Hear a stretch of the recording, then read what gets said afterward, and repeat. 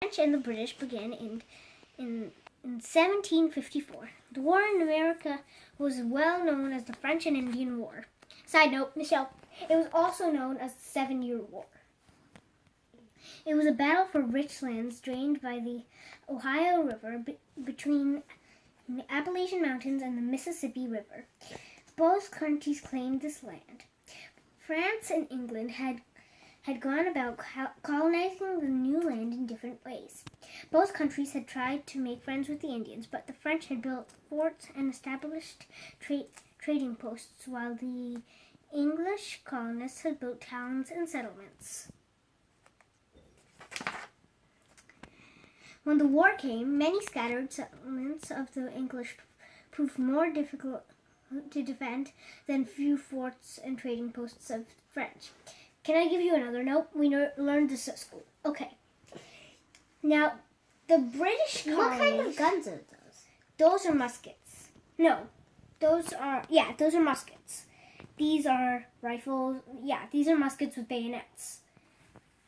Okay, Michelle. The French had the upper hand at first because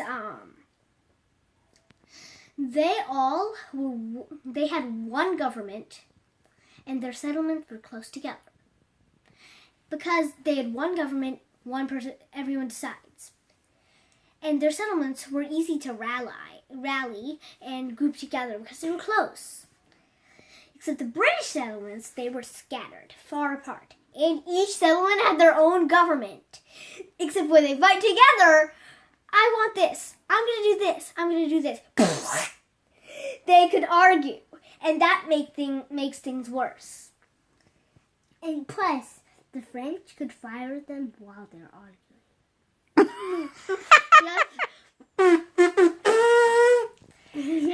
When the war came, many scattered settlements of the English proved more difficult to defend than the few forts and trading posts of the French.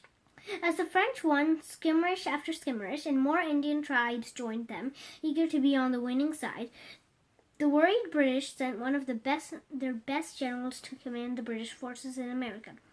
He was Edward Braddock, a brave military man who fought by the rulebook, as he had been taught in Europe. Braddock's plan was to capture Fort de Quincy, a French stronghold located where the city of Pittsburgh, where Pennsylvania now stands.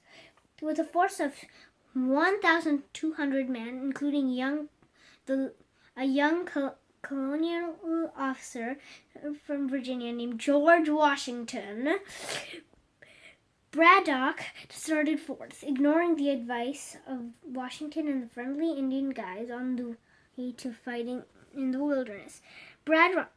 Braddock marched his red-coated troops in straight and orderly military columns. Along the way, they built a road through the wilderness. As the French neared Fort de Quincy, they were met by the French and their Indian allies. The French and the Indians kept themselves concealed behind trees, rocks, and fallen logs. The British and Americans fought in the open. Braddock's troops could not see their enemies, but they were perfect targets for the French and Indians. Braddock and 3/4 of his officers and over half the troopers killed. George Washington led those who were left to safety. The bloody defeat was an important lesson for the British. What is that word called again? Was an important lesson for the British. New officers were trained in wilderness fighting, and more skilled British and colonial troops eventually turned the tide of the war to the favor of the British. The final battle was fought on the Plains of Abraham, a large flat area or plateau outside the city of Quebec in Canada. General James Wolfe led a British army in an attempt to capture Quebec. Yeah. He took his men up the St. Lawrence River above the city.